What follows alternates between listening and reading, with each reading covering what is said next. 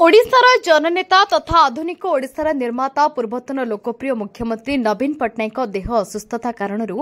से ऑपरेशन पाई मुंबई जाइथिबा बेले आज सारा राज्यर विभिन्न स्थान में विजु जनता दल पक्षर समूह दीपदान सहित पूजार्चना करा जाउछि। सेहिपरि आज चांदबाली ब्लॉक धामराई मंदिर में चांदबाली विधायक व्योमकेश राय पहुंची शताधिक दलीय कर्मी सहित पूर्वतन मुख्यमंत्री नवीन पट्टनायक आशु आरोग्य कामना करिसेंति। नवीन पट्टनायक किभଳି शीघ्र सुस्थ होइकि फेरिबे एवं पुणी थरे दलर नेतृत्व नेबे सेथिपाई दलीय कर्मी माने मां धामराई मंदिर में दीपदान करने सहित पूजार्चना करी आशु आरोग्य कामना करिसेंति। देखो आमर प्रिय नेता पांच पांच थरर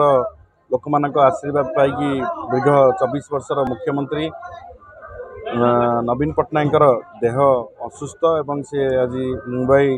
ठारे अस्त्रोपचार होची एवं सेथिपाई आज माँ धामराई पाखे आम प्रार्थना करूँ जे से किभଳି भाव शीघ्र सुस्थ हुंतु एवं सारा ओडिशावासी 4.5 कोटी जनसाधारण प्रिय से एवं समस्ते आज ओडिशा सारा भारत वर्ष सारा समस्ते ठाकुर को डाकुचंती जे से किभଳି भाव सुस्थ हेबे पुणी आसिक एठी नेतृत्व नियंतु ओडिशार एवं ओडिशार आधुनिक ओडिशार निर्माता से अनेक जनकल्याण कार्य करिकि से सारा विश्वर प्रशंसा साउंटी थिले एवं भारत वर्ष रे ओडिशा को गोटे राजनैतिक मानचित्र रे गोटे नुआ स्थान देथिले। तेणु ये जड़े जननेता जे सब परिवार ओडिशा रे केही नाहंती तेणु ओडिशार 4.5 कोटी जनसाधारण परिवार बोली से कहती। तेणु आज आम समस्ते प्रार्थना करुचु एवं से बहुत जल्दी सुस्थ होइकि किभଳି भाव में पुणी फेरिकी नेतृत्व नेबे ओडिशार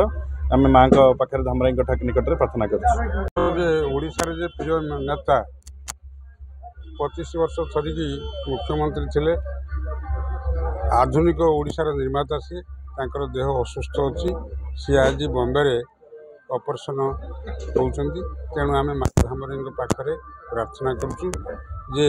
नवीन बाबू शीघ्र सुस्थ होइकि ओडिशार